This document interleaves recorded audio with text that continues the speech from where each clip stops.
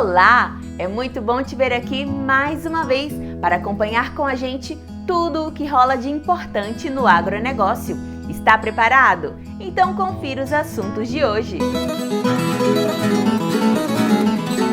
A curiosa produção de pinheirinhos de Natal. Cultivo de cogumelos medicinais é bom negócio. Uma história de coragem e sucesso na produção de soja. Os segredos para lucrar com a pecuária de corte. Hibisco é bonito e boa opção de negócio. Começa agora o programa Revista Rural, a sua revista eletrônica do agronegócio.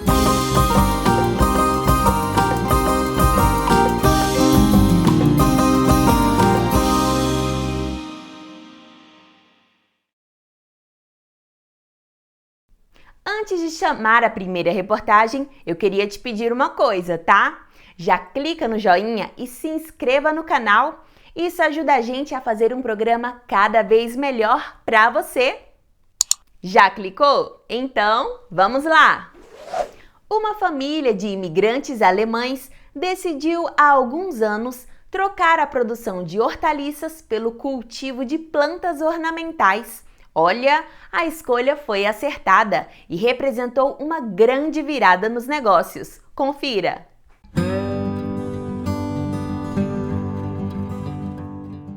Uma história que começou na época de Dom Pedro I. É isso mesmo, eu não estou brincando não. Foi lá no ano de 1829 que 200 famílias da Suíça, da Áustria e da Alemanha vieram para a zona rural da cidade de São Paulo, hoje conhecido como bairro de Parelheiros, para implementar diversas culturas. A Chácara Santos foi uma delas e tem hoje as plantas ornamentais como carro-chefe de sua produção.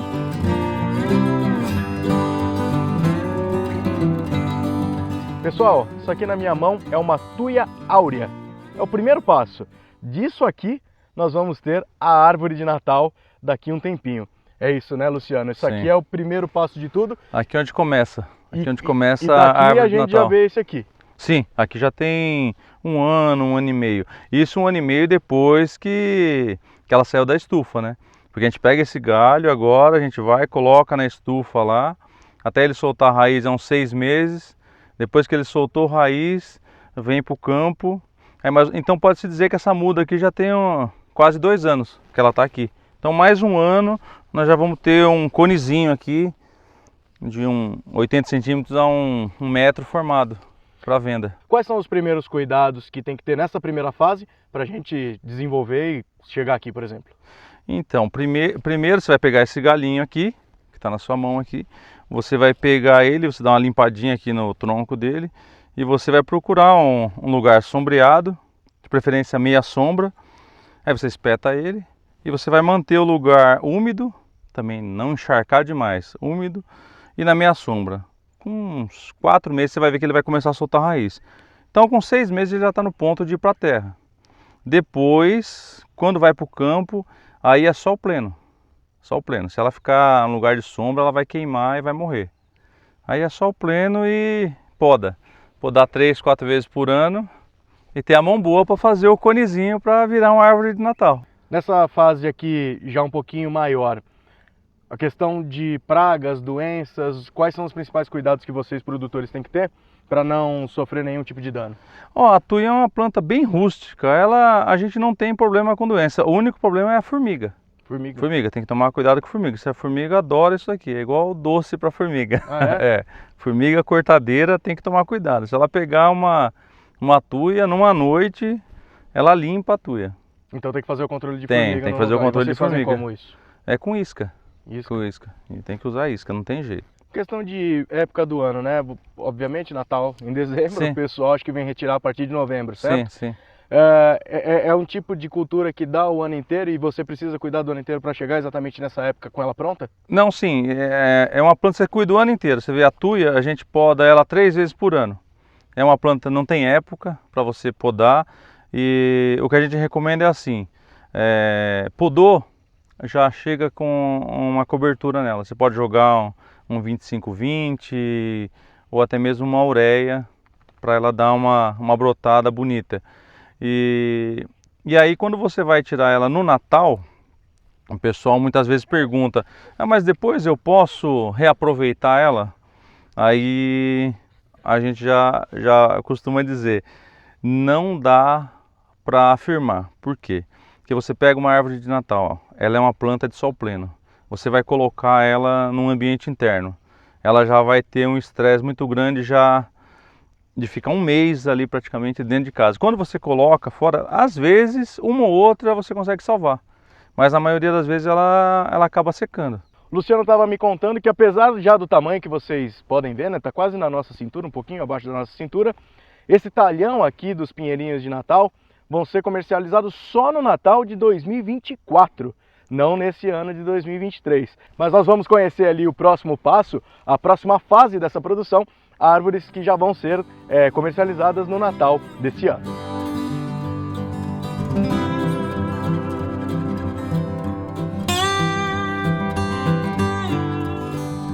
Naquela primeira parte, as árvores de Natal medem até 60 centímetros.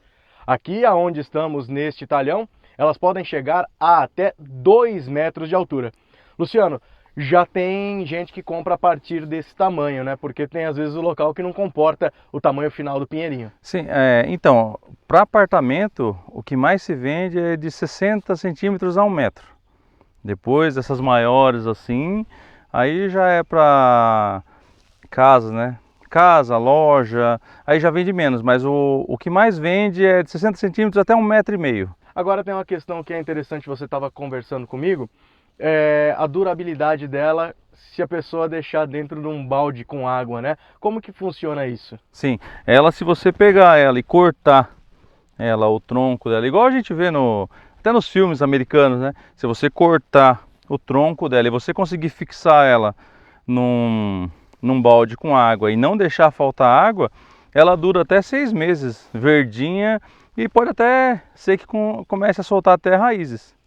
Mas dentro de casa, com o torrão, infelizmente, bem provável, quanto maior a probabilidade dela morrer. A vida útil diminui. Sim, bastante. Ela chega a 45 dias, mais ou menos? Chega, mas aí depende muito do cuidado, né? Tá. Porque depende muito de quanto de água que você vai dar para essa planta. Num lugar abafado, aí varia muito de ambiente para ambiente, ar-condicionado. Então é isso, é de 30 a 45 dias. O ambiente influencia bastante na questão do pinheirinho. Muito. Todo manual, quanto maiores as árvores vão ficando, mais difícil fica realizar os processos de manejo da espécie. Aí muda tudo, aí fica mais difícil para podar, mais difícil para arrancar, mais difícil para transportar, tudo complica. Por isso que aí é um pouquinho mais caro também, né? Vai mudando até o preço, né? O preço das tuias varia entre R$20 e R$180. Contando com 6 funcionários, em 20 hectares a chácara produz cerca de 30 espécies de ornamentais, que resultam em mais de 300 mil plantas por ano. E olha, falta mão de obra para o trabalho. Tá difícil o pessoal para trabalhar na roça, tá complicado.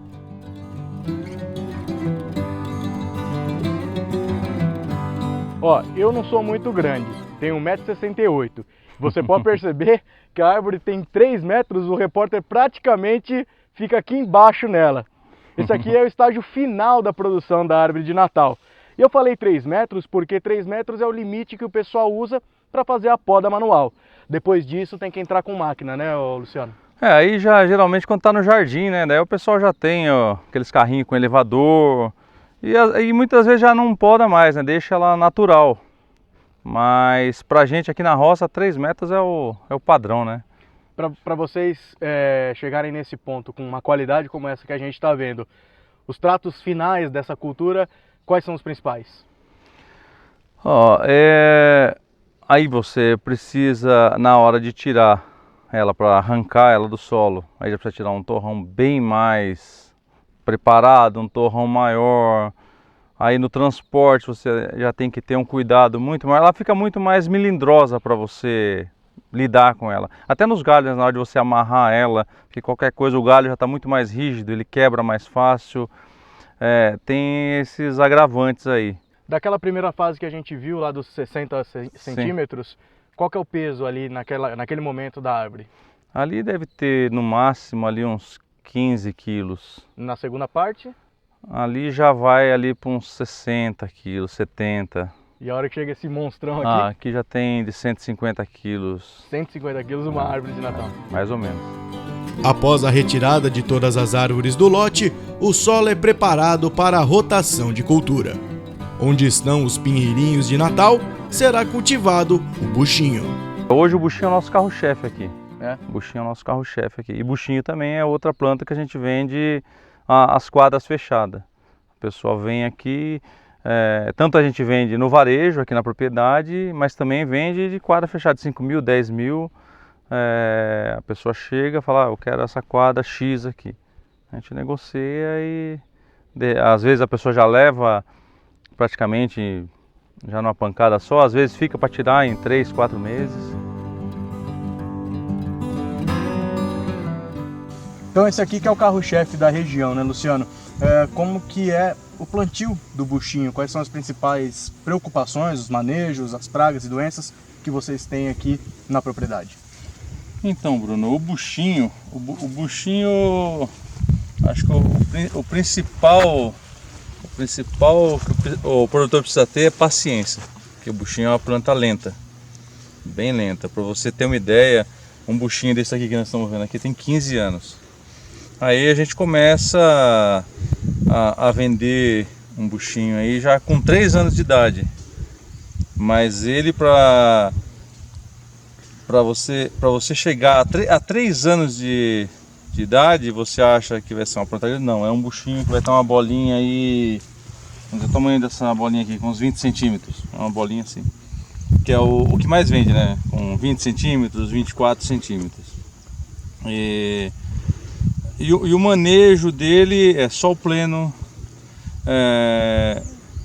poda, você vai podar aí de 3 a 4 vezes no ano.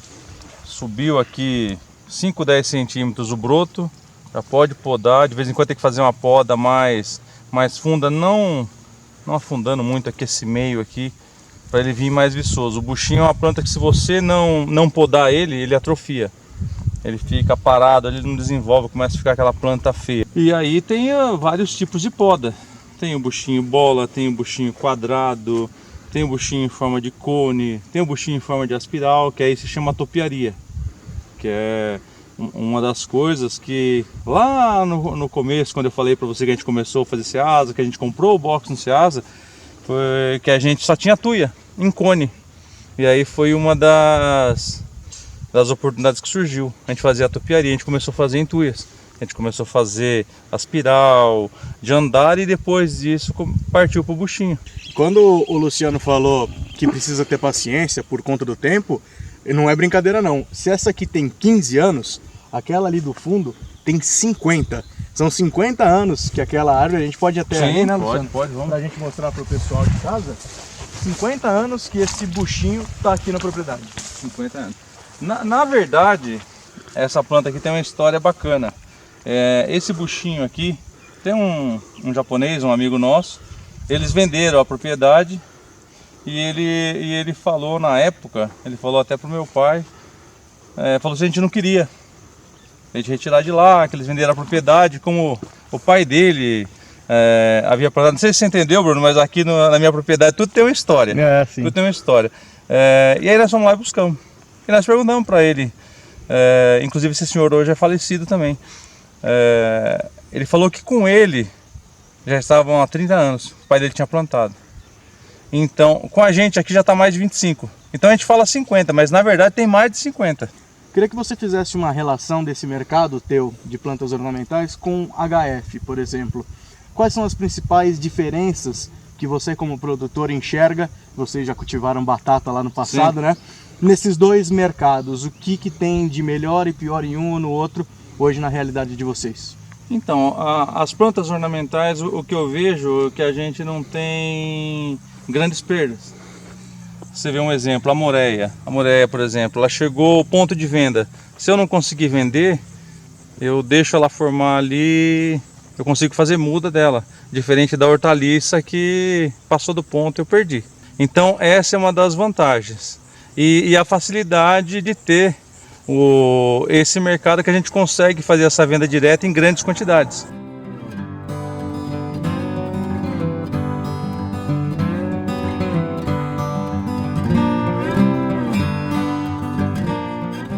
Boa parte do sucesso aqui da fazenda se dá pelo auxílio trazido através da extensão rural. Com linhas de créditos e orientações, os produtores têm melhora na produção diária. O Luciano aqui hoje é um caso de a gente conseguiu as políticas públicas, ele acessar as políticas públicas. Ele acessou o FEAP, que é um financiamento promovido pelo Estado, onde ele comprou implementos agrícolas para a propriedade dele, né? Como você pode perceber, ele sempre falou que um problema aqui é a mão de obra. Então esse advento do dinheiro do FEAP para os implementos agrícolas dele fez ele aumentar a produtividade dele com o mesmo tanto de pessoas trabalhando. Essa parte do extensionismo aí é fundamental aqui para mim, para a região toda, né? Para o nosso desenvolvimento. Você vê, eu mesmo aqui tenho aprendido muito, tenho usufruído muito dessa parceria com a CAT, através de FEAP, de outros projetos aí, e até mesmo de conversas com o Lucas, com outros técnicos da CAT também. Esse conhecimento técnico que falta para a região, sabe? Novas oportunidades, que foi o caso que aconteceu com a gente na época que a gente partiu para as ornamentais. Acho que está na hora de renovar um pouco, né?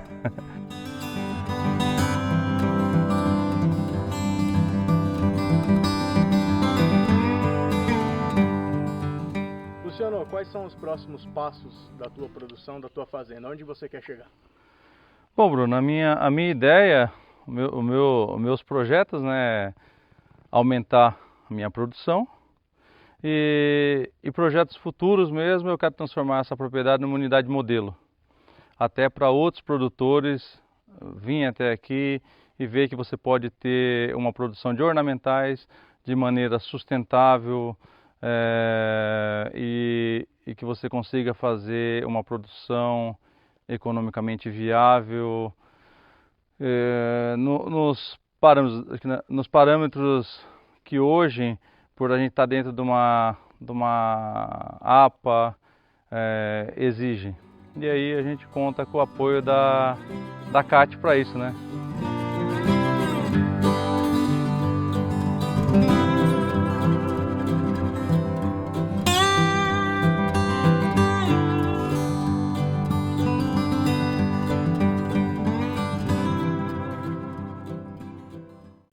E o hibisco? Essa linda planta serve tanto para decoração como para sucos, doces e até remédios.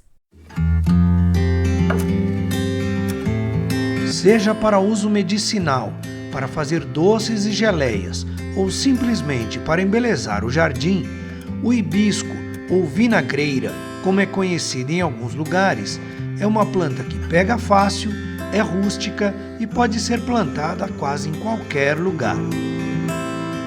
Hoje nós vamos falar um pouquinho mais da vinagreira com relação à parte específica de retirada dos cálices, né, das cápsulas, né, que é o envoltório do fruto da vinagreira, e que a partir disso aqui nós vamos chegar na matéria-prima para se fazer o suco, geleias, doces, né, de hibisco, de vinagreira. Tá, ok? Então basicamente a gente faz a colheita lá na roça, né, no campo, né, no quintal, né, com tesoura de poda, a gente poda e traz o galho inteiro, faz a retirada dos frutos aqui, né, no galpão arejado, numa varanda, numa cozinha, né, e aí faz a retirada dos frutos, tá? E aí depois a parte que a gente sugere é fazer um corte basal no fruto, dar mais um corte lateral e retirar, né, essa parte que vai servir para fazer o suco e geleia. Aqui no interior dos frutos a gente tem as sementes em formação, né? Claro que tem ainda uma umidade residual, tá? E a gente tem que secar esse material, tá? Então, Basta, só para observar aqui dentro, a gente deixa secar inteiro. Mas só para demonstrar aqui a semente, ó, ela já está madura, né? Já está seca fisiologicamente, só que com umidade residual externa. Então a gente tem que colocar para secar à sombra, né? Para ficar pronta para o plantio. Daqui a 3 meses começa a estação chuvosa e a época de plantio. A gente recomenda o plantio no início da estação chuvosa, de setembro, outubro, até novembro, dezembro no máximo, tá? De setembro a dezembro. O plantio é feito diretamente no local definitivo, tá? Não se faz muda de vinagreira. Ela germina muito facilmente quando está quente, se estiver frio ela não germina.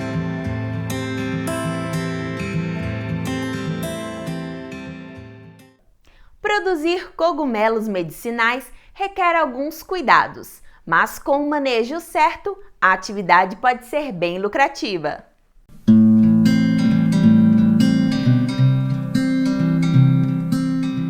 O cogumelo da espécie Ganoderma lucidum foge do habitual. Está diretamente ligado à medicina tradicional chinesa. Maria Camargo descobriu isso ao sair da empresa em que trabalhava após ser diagnosticada com uma grave doença. Eu fiquei muito interessada porque nunca tinha ouvido falar nesse cogumelo, embora eu sempre gostei muito de estudar os cogumelos e de apreciar até os cogumelos, mas eu nunca tinha ouvido falar nesse cogumelo medicinal em particular. A fim de aprimorar conhecimentos sobre o cultivo, ela viajou para a China, onde ficou 2 meses. Isso gerou segurança para começar o negócio. O Ganoderma, para você usar como chá, você precisa necessariamente cozinhar por pelo menos 2 horas. E o chá resultante é bastante amargo. Então, realmente não entra no gosto do brasileiro. Então, eu entendi que seria importante fazer um produto final onde o cliente, né, onde a pessoa possa usar diariamente. E aí fui buscar aprender a fazer o extrato. Apesar de ser uma produção de pequena escala, o Ganoderma requer bastante atenção, já que possui muitos processos. Aqui esse espaço é o laboratório, onde eu faço algumas etapas da produção e principalmente a parte de meio de cultura, né, onde nós colocamos na placa de Petri o cogumelo para crescer a parte dos micélios, né? Então aqui nós podemos partir de várias formas, podemos pegar um cogumelo fresco, né, no caso o Ganoderma. Então, iniciando do cogumelo fresco, in natura, nós abrimos esse cogumelo, quebramos ele no meio, no caso o Ganoderma é um cogumelo mais duro, então normalmente nós usamos o auxílio de bisturi, né, ou de alguma lâmina, pode até ser uma faca mesmo esterilizada, e nós abrimos esse cogumelo, retiramos um pedacinho do centro dele, né, do centro do cogumelo, uma parte onde não teve ainda contato com o ar, né, para não ter nenhum problema de contaminação, e colocamos então dentro da placa de Petri no meio de cultura. Ainda na fase inicial da produção, o cogumelo é cortado e adicionado a uma semente. Dessa semente, desse grão de sorgo aqui, eu pego uma pequena porção e coloco então num substrato em maior quantidade, feito de serragem, de farelo, pode ser farelo de arroz, farelo de trigo, aqui pode conter bagaço de cana, pode conter capim picado e água, né? Então esse substrato todo tem uma umidade adequada. Em paralelo, o substrato tem que estar bem homogêneo para ser ensacado e continuar a produção. Nós colocamos essa serragem na noite anterior na betoneira, colocamos uma parte de água e misturamos, porque a serragem ela demora um pouco para absorver essa água.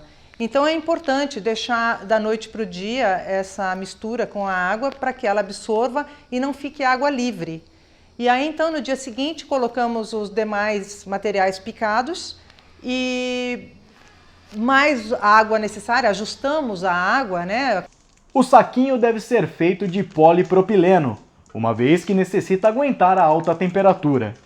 E aí então compactamos esse substrato no saquinho, fazemos aquele furo no interior para que possamos colocar a semente dentro e o micélio poder tomar o substrato mais rapidamente.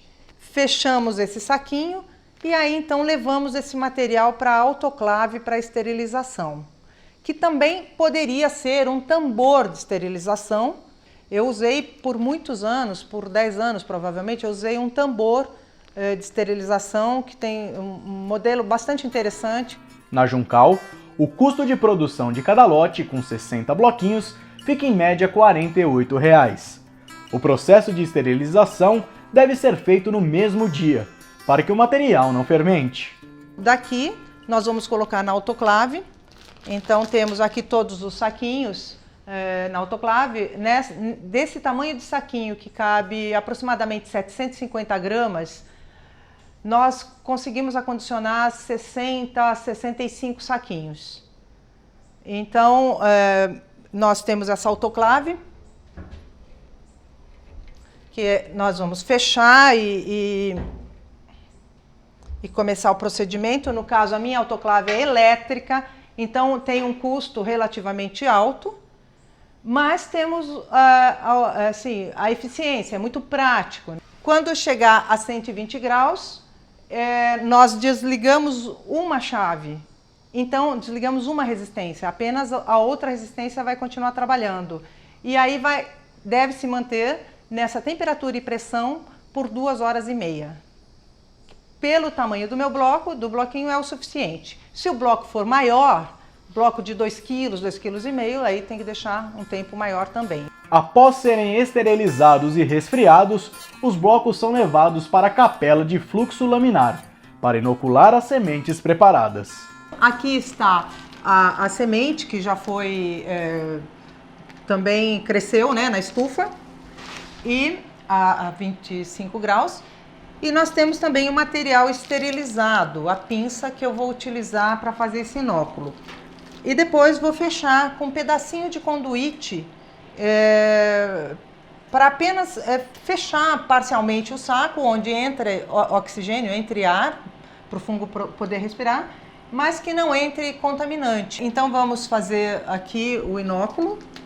Vou retirar aquele anelzinho, aquele arame que foi colocado para esterilização. Vou abrir o saco próximo à chama. E vou então, com auxílio da pinça que está esterilizada, retirar uma parte da semente.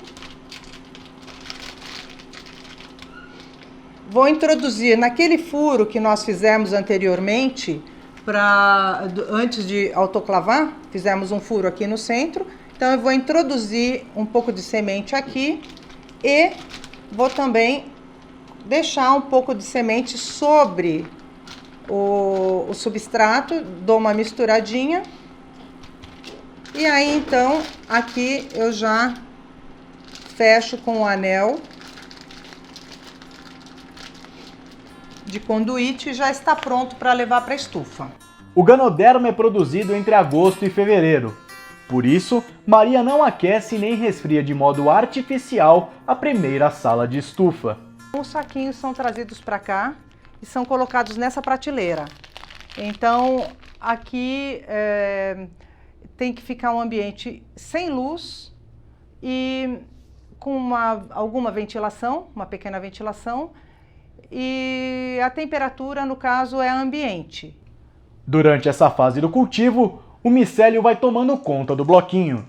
Como ele cresce, tanto a parte superior, onde eu coloquei o inóculo, como aquele furo que eu fiz lá dentro, então ele vai crescendo também daqui para baixo, mas também de dentro para fora. Então ele toma o substrato mais rapidamente. E aí, quando ele está no momento que começa a mostrar os primórdios, nós retiramos o anel. O anel ele é aberto e neste momento então ele já está pronto para levar para outra casa onde ele vai frutificar. Na segunda estufa, a umidade relativa do ar deve estar entre 85% e 95% para a frutificação. Além disso, a temperatura ideal da sala é entre 25 e 28 graus. O Ganoderma ele tem essa estrutura mais lenhosa, ele é um cogumelo bastante duro, ele, quando está desidratado, ele lembra até um pouco a canela em pau. Então, ele é um cogumelo bem interessante que não atrai insetos. Nessa fase, principalmente, ele não temos problemas assim com insetos. Ele tem a fase onde ele está crescendo, aí nós vemos então essa parte mais clara, que ainda é uma área de crescimento, e aí vemos uma área mais escura quando ele já está maduro. Quando ele está maduro, nós utilizamos os saquinhos de papel para colher os esporos. Então nós colocamos os saquinhos, deixamos alguns dias e daí então colhemos o cogumelo e os esporos. Até ser colhido, o cogumelo fica cerca de 3 meses na estufa e, na sequência, vai para o processo de desidratação e secagem. Desenvolvemos esse sistema aqui de varal, que ele sobe e desce, ele fica embaixo dessas telhas transparentes e tem também a ventilação, então tem essa circulação de ar constante. Então ficou bem legal, uma coisa a custo zero mesmo, porque foi bambu que nós usamos para a estrutura, então ficou super barato e muito eficiente. Então aí nós deixamos desidratar totalmente aqui, e quando ele está bem desidratado, então nós acondicionamos, né? Colocamos em sacos de papel e guardamos em tambores bem fechados. Depois disso, quando temos a quantidade adequada, levamos para a indústria, onde será feito então o processamento, que vai ser triturar, né, rasurar e produzir o extrato. Na safra de 2018-2019, foram produzidos cerca de 6.300 bloquinhos, com custo básico de R$ 5.000. Já a colheita foi de aproximadamente 100 kg de cogumelo fresco.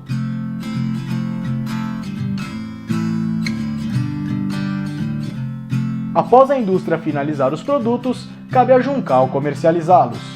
Eu tenho uma loja online e então para qualquer lugar do Brasil, até mesmo exterior, nós mandamos produtos, vai via correio ou, dependendo da região, via motoboy. Tem uma empresa de logística que faz essa parte, a distribuição dos produtos. E eu faço a parte tanto de venda online, como faço pós-venda, e como eu fiz o curso de terapia chinesa também, então eu sou prescritora, posso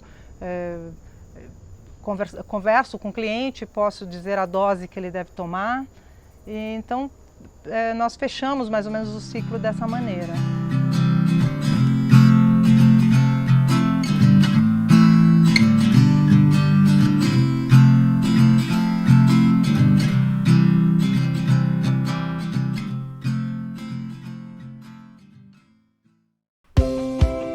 Você que está assistindo nosso programa através do YouTube, queria te pedir uma coisa.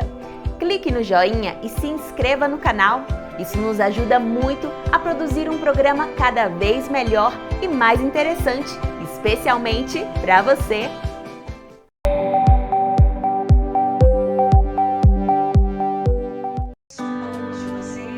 Trazendo assuntos relevantes para quem vive no campo e também na cidade, a Syngenta já tem desenhado os caminhos para mais uma edição do Anagro. O Anagro, hoje, cada vez mais o Brasil tem um protagonismo na agricultura, no agro mundial. Esse é um dos pilares do Anagro, é o protagonismo. Além desse protagonismo, ele é estratégico. Não só para nós brasileiros, como a nossa economia, mas para a segurança alimentar do mundo. E o segundo pilar vai discutir a estratégia do agro. E o terceiro, tudo isso tem que acontecer de uma maneira sustentável. A sustentabilidade cada vez está mais presente no agro e nós queremos conversar sobre isso com a sociedade. Então os três pilares são o protagonismo, a estratégia e a sustentabilidade do agro brasileiro.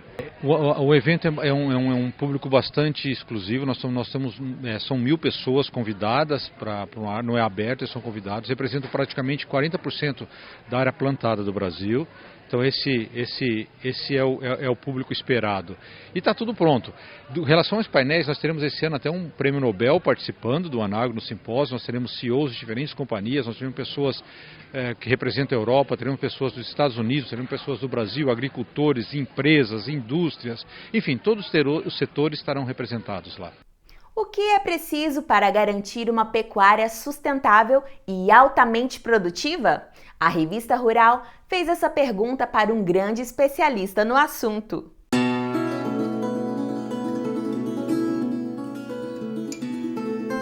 A evolução da ciência na criação de bovinos é algo notável. E ao longo dos últimos anos, alguns fatores se mostraram fundamentais para que as mudanças nos rebanhos acontecessem.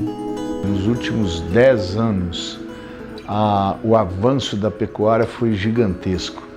Se você lembrar que a produção de um animal depende de nutrição, manejo, instalação, meio ambiente em geral, solo, tudo isso, e que essas coisas que a gente chama de ambiente respondem por 70% a 80% da produtividade de um animal e a genética de 20% a 30%, a gente tem que entender que a solução para a pecuária é resolver todos os problemas de maneira simultânea. Não adianta você resolver problema de alimentação, nutrição, saúde e ter genética ruim, que você está perdendo dinheiro, e não adianta você ter genética boa com ambiente ruim, que você está perdendo dinheiro. Então a solução é trabalhar tirando da terra a maior produtividade possível em termos de alimento e usando a genética que aproveita esses alimentos, essa saúde, isso tudo, de forma adequada. Do ponto de vista genético, a precocidade a cada dia mais é um ponto importante para o pecuarista estar atento para atingir um alto padrão de produção. Essa mentalidade de produzir animais com carcaça adequada, com carne de qualidade adequada e mais modernamente nos últimos anos de idade adequada para garantir carne de qualidade, coisa que foi extremamente reforçada com esse negócio de cota China, que exige de idade máxima de 30 meses, fez com que a pecuária, tanto da CFM quanto pecuária em geral, caminhasse muito rapidamente para a eficiência, para tirar o animal do pasto o mais cedo possível. Quem não tem esse tipo de metodologia está correndo atrás, porque sabe que o frigorífico, por enquanto, não está penalizando muito o boi mais velho não, mas vai começar já já. Então é necessário que essas coisas continuem para a gente ter uma pecuária de produtividade alta. O curioso é que numa pecuária tão grande e potente como a brasileira, o conceito de ter um touro ou uma matriz ideal cai por terra, seja sob características de produção de carne ou então de reprodução a campo. Não existe um sistema de produção único no país. Existe uma variedade de solos, de fertilidade de solo imensa, uma variedade gigantesca de mercados, e cada pecuarista tem a sua prioridade. Isso é uma coisa que poucos pecuaristas entenderam, ou seja, é necessário que cada um defina com extrema precisão quais são seus objetivos. Com esses objetivos, eles vão avaliar o material genético disponível no mercado e escolher aquele que mais se adequa à sua necessidade. Não existe touro ideal, não existe raça ideal. O que existe é objetivo e critério de seleção ideal. Até por isso, o país ainda não está 100% dentro do padrão desejado. Ou seja, há alguns pontos onde o mercado pode melhorar. Uma das coisas complicadas nas 80% de vacas do Brasil que são aneloradas é a precocidade sexual. Essa precocidade não é só genética, ela depende também do ambiente, né? Então nós precisamos melhorar a nutrição das novilhas para que elas estejam ciclando no começo da estação de monta, de forma que as taxas de prenhez aumentem de maneira muito considerável. Segundo, a precocidade de acabamento, né? O sistema frigorífico brasileiro, ele usa frio muito intenso para resfriar as carcaças. Se não tiver uma cobertura de gordura adequada, essa carcaça sofre uma coisa que chama-se cold shortening, quer dizer, endurecimento da carne por frio. Isso é um outro problema, a deposição de gordura. E gordura tem uma coisa adicional. Animais que depositam gordura de cobertura são animais que têm um pouco mais de reserva de energia. Fêmeas que têm gordura são fêmeas que emprenham mais cedo e que reemprenham como primípara.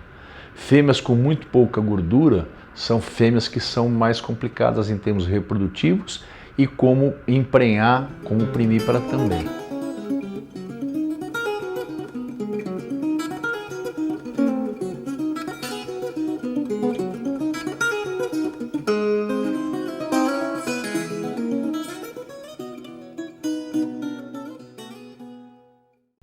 Uma perda inesperada causou grande impacto numa família de sojicultores do Paraná. A força das mulheres da família fez toda a diferença e, encarando de frente os desafios, elas transformaram a propriedade num modelo de gestão.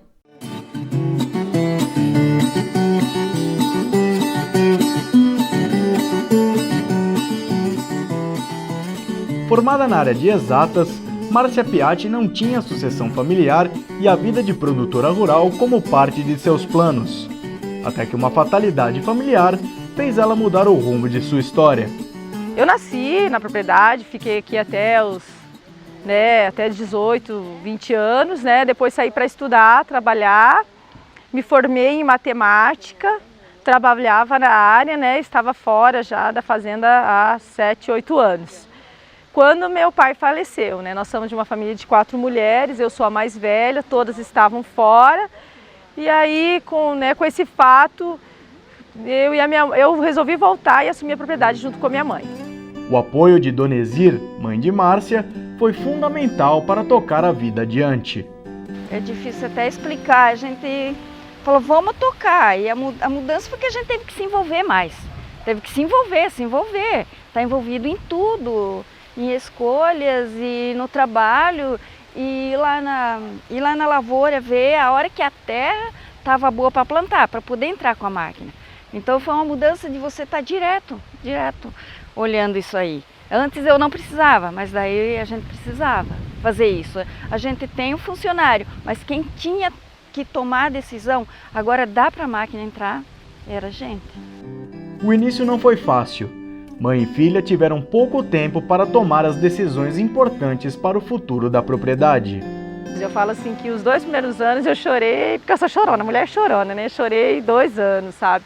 Foram difíceis, porque eu não tinha conhecimento nenhum na área, Eu tinha que administrar, meu pai não tinha um gerente, ele era o gerente da propriedade. Foi uma fase difícil, que eu tinha muita coisa para aprender em pouco espaço de tempo. Além de aprender a tocar a fazenda, as produtoras ainda tinham que driblar o preconceito. Quase ninguém colocava esperança no trabalho delas. Foi muito difícil para conseguir o primeiro funcionário, tanto que o primeiro funcionário nem deu certo, então consegui formar a minha equipe, levou um tempo.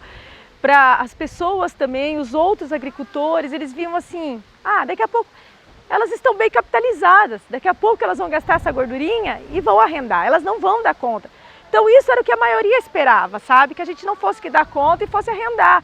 Então vários esperavam a hora deles virem tocar a nossa terra, Então a gente ia em reuniões e palestras, muitas pessoas olhavam assim, o que elas estão fazendo aqui? A gente sempre ficava, sabe quando você fica deslocada num local? Então nós sempre ficávamos deslocadas. Sem desistir, os resultados começaram a ser notados por quem desacreditava há cerca de 3 anos. Fruto da dedicação e planejamento das agricultoras. A mulher tem uma sutileza, planeja um planejamento futuro, uma organização um pouco maior, E a gente trouxe isso, eu e minha mãe trouxemos isso para a propriedade, sabe? Então, desde planejar uma próxima safra, desde planejar o operacional para ele ser mais prático e na hora correta. Então, essas coisas a gente foi trazendo e foi agregando qualidade de vida para nós, para os nossos funcionários e, claro, lucro no final. Em meados de 2014, devido às fortes chuvas na região, um grande problema estrutural surgiu. O sítio apresentou erosões no solo, o que atrapalhou a produção e demandou um alto investimento. cerca de R$450 mil. A gente tentou sanar de uma maneira mais prática, mais ágil. Na primeira não deu certo. Aí fomos estudar a fundo o que fazer, por que isso está acontecendo. E a gente descobriu que, por causa das máquinas agrícolas, às vezes a gente reduziu o número de curvas de níveis ou rebaixou elas um pouco, solo muito compactado também, falta de rotação de cultura, a gente começou a fazer muita sucessão soja-milho. Tudo isso foi ajudando para ocasionar, né, as fortes erosões. E aí a gente vamos começar do começo, antes de fazer uma rotação de cultura, né? Verificar nossas curvas de nível, a necessidade, quantas, né, o tamanho, né? E aí a gente e o nível, elas estarem no nível, porque a primeira coisa que a gente descobriu é que elas não estavam no nível, então elas não iam segurar a água mesmo, né? Então a gente tem que fazer todo um trabalho. A gente teve que investir muito dinheiro com isso, muitas vezes a gente foi até pelos vizinhos falado assim, de exageradas, para que gastar dinheiro com isso vai tirar a tua produtividade, e tirou. Essa recuperação leva 5 anos, então eu coloquei bastante dinheiro para um retorno demorado, né? Para recuperar a fertilidade do solo, Márcia começou a fazer rotação de cultura, visando um futuro mais produtivo. Eu comecei faz 2 anos, eu vou para o 3º, a implantar no milho safrinha consorciado com braquiária, mantenho o trigo para fazer uma rotação de cultura, vou agora voltar, eu dei uma parada, mas vou voltar a fazer milho verão também, para poder rotacionar, para fazer a rotação de cultura correta, né? Fora isso, todo o investimento, né, de insumos para recuperar aquela fertilidade de solo, né? Então, é um trabalho demorado, árduo, mas assim, eu acredito num resultado futuro muito maior. Enquanto se acontecer de novo, fortes chuvas, enquanto os outros estiverem buscando, eu já vou estar na vanguarda, só pensando em lucratividade, né, em conquistar maiores resultados de produção. Nesta safra, a incidência de pragas e doenças não foi grande, o que ajudou na produtividade da lavoura. Essa safra correu assim acabou correndo tão redondinha, mas o nosso pior problema foi plantas daninhas, essa safra. Devido à seca que vinha, as plantas daninhas que estavam já no solo antes do plantio do soja, principalmente a amargosa e buva, a gente não, elas criaram uma resistência, devido ao estresse hídrico que elas tinham, elas criaram uma resistência que com vários tipos de manejos nós não conseguimos eliminar ela. Então nós temos ela no meio da nossa lavoura. Agora a ferrugem asiática não atacou, a gente vê um pouco de antracnose, né, mas ainda, né, eu busquei, né, na nossa propriedade um manejo inicial para não acontecer, mas a gente ainda vê um pouco. O percevejo agora no final está dando um pouco de trabalho também. Mas assim, em pragas e doenças esse ano foi um ano menos severo. Com as condições ambientais favoráveis, melhores resultados no campo já puderam ser conferidos nos 430 hectares plantados de soja. No ano passado, a minha média já foi assim, muito parecida com outros produtores até maiores, né, de áreas compatíveis, né? Eu espero colher entre 60 a 65 sacas de média por hectare. O primeiro lote, ali, o comecinho, a gente já chegou a 70 sacas por hectare. Está com uma expectativa muito grande.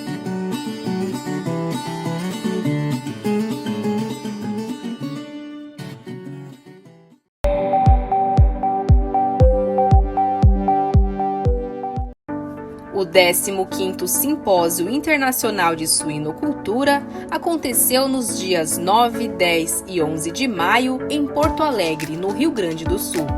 Com o objetivo de favorecer o desenvolvimento do setor, trouxe palestras focadas em produção, reprodução e sanidade suína. Dentre diversos temas, os estudos sobre a circovirose suína no Brasil foi um dos destaques. Esse ano nós estamos com a campanha divulgando os 20 anos da descoberta ou da primeira publicação do circovírus suíno no Brasil. O vírus ele foi considerado presente no Brasil em 1999, mas a primeira publicação foi em 2003. Então o objetivo da nossa campanha é trazer toda essa retrospectiva do que aconteceu, de como que o vírus iniciou, a sua trajetória aqui no Brasil e como que passou-se a fazer um controle dessa doença no Brasil, que é principalmente através da vacinação.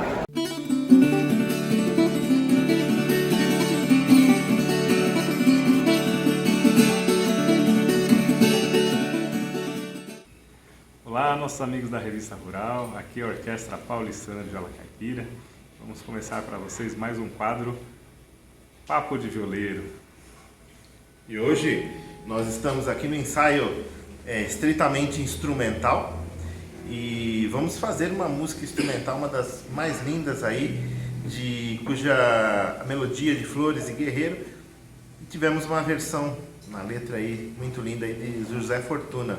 Vamos fazer o Índia, uma guarânia muito legal. Vamos lá, atenção. 1, 2, 3.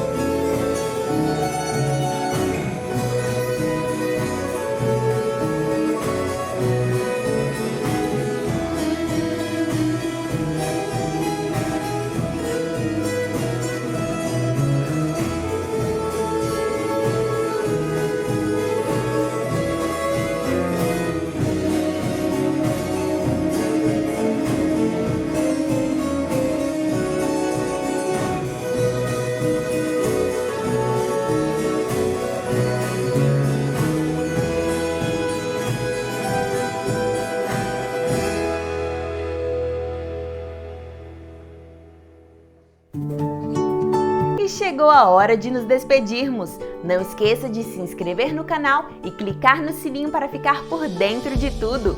Uma semana abençoada para você e até o próximo programa!